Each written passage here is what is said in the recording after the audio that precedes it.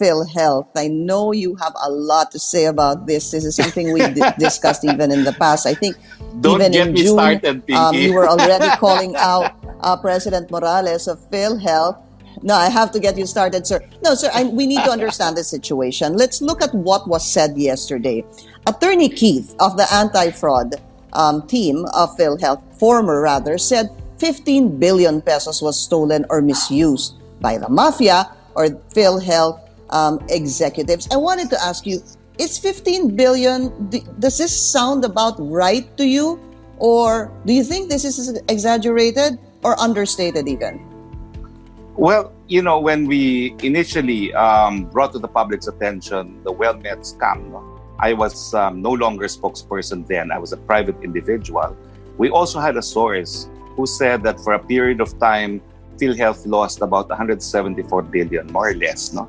And that is why if you look at what Attorney Keith said, perhaps he's giving us an accurate estimate because he's not the only one who says that. No? And what is somehow making people believe Attorney Keith is he is an anti-fraud investigator. And initially, when he resigned, General Morales denied that he was an anti-fraud investigation, and it was as simple as showing his ID that he is in fact an anti-fraud investigator. And the initial attempt of General Morales to disclaim his employment as being an anti-fraud investigator, I think is crucial. Because that established the credibility of Attorney Keith, and I think General Morales knew that as well. No? That's why he had to attempt to destroy his credibility by saying he had nothing to do with fraud investigation. So as someone who is familiar with the pattern of fraud perpetrated in the PhilHealth, I would say that's convincing because I had another source that said that more or less that's how much money is being lost annually.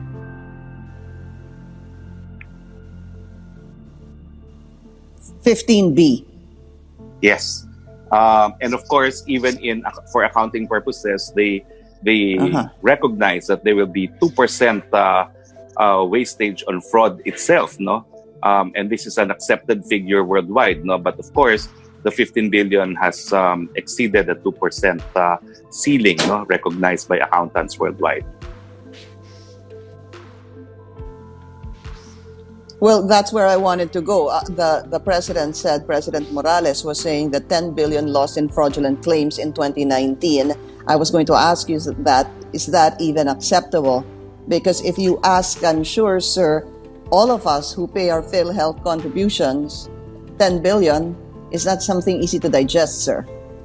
No, that's not something that we can digest, and we should never digest. We should never accept that even a single peso is lost through corruption. Because precisely the law which I authored in the lower house, universal healthcare, will not be implemented correctly unless every single peso that the state invests in PhilHealth is used towards providing the people with free medicine and free healthcare. No? So every centavo counts. We cannot afford to lose 10 billion, not even 1 peso for that matter. Yeah, but when there is such a statement, sir, that 10 billion pesos could have been lost in fraudulent claims, that's not, I guess that's just not acceptable, sir. It is not. And that's why my beef against General Morales is I have no evidence that he is corrupt himself.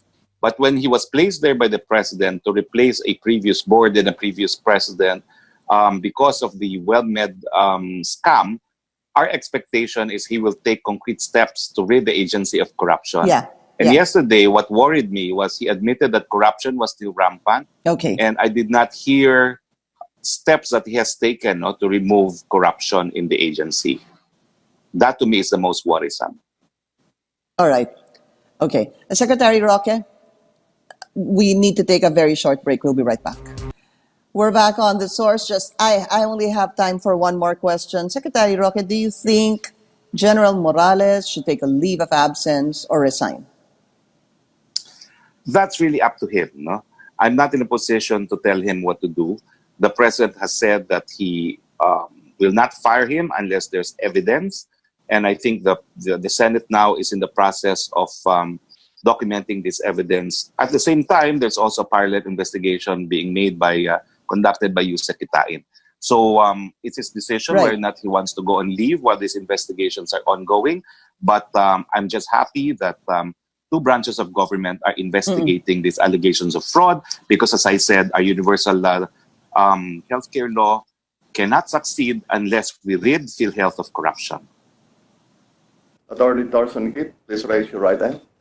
Yes, sir. Do you swear to tell the truth and nothing but the truth in this investigation in aid of legislation? Yes, sir. Opo, sir. Thank you, sir. All right, you're recognized. Please try to limit the opening statement. Yes, sir. Opo, sir. Salamat po, salamat po, sir. Magandang umaga po sa mga kagalang-galang nating mga senador at mga senadora. Magandang umaga din po sa mga kababayan natin na nandito at mga kababayan natin na sa ibang bansa. Ako po si Attorney Thorrsson Keith. Kabibitiw ko lang po bilang Anti-Fraud Legal Officer ng PhilHealth.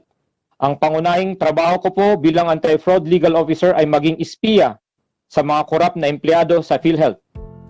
Ayaw na ayaw ko po sa mga korap kasi ang tingin ko sa kanila mga api.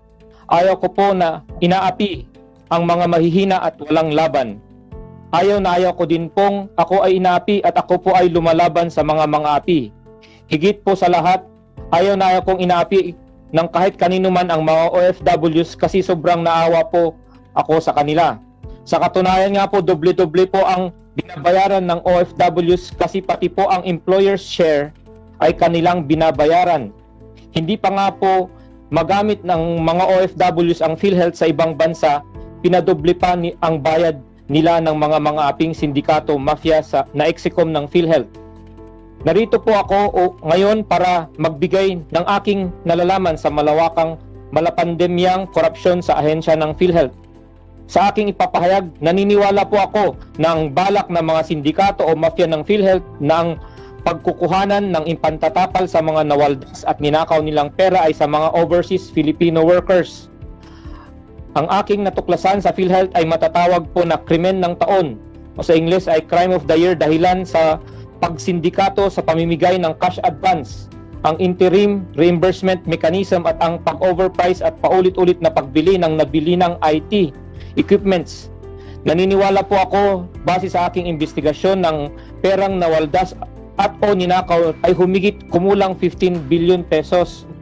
Naniniwala po ako na ang dahilan kung bakit hindi natatapos ang korupsyon sa PhilHealth at naging kultura na nga po ito ay ang pagtatalaga o ang paglalagay ng mga sindikato o mafia ng kanilang kasamahan, kasabwat o kapwa-sindikato sa matataas na posisyon at mga posisyon na nakakatulong sa kanilang illegal na operasyon. Lagi po akong nagsusumbong ng mga katiwalaan dito sa mga kaukulang ahensya kagaya ng PACC, ang resident ko, pati na rin po ang NBI. Nagsumbong din po kami kay Brigadier General Augustus Boy H. Divilla, SVP for Operations PhilHealth. Kay Brigadier General Augustus Boy Divilla ko po unang nalaman na mafia sindikato ang lahat ng nasa execom. Kung mapapansin nyo po, sa lahat po ng mga anomalyang transaksyon ay wala siyang pirma. Noong napansin ng mafia na marami ng mga dokumento ang napupunta sa mga kaukulang ahensya at mga matataas na tao na ma-interes na sugpuin ang korupsyon sa ahensya, ako na po ay kanilang pinaghinalaan at pinagbawalan nila akong sumali sa execom meeting. May pagkakataon na inutusan pa po ako ni Brigadier General Ricardo Morales na puntahan ko si Commissioner Greco Bilhica para hilutin ang kaso ng PhilHealth sa overpriced COVID testing kits.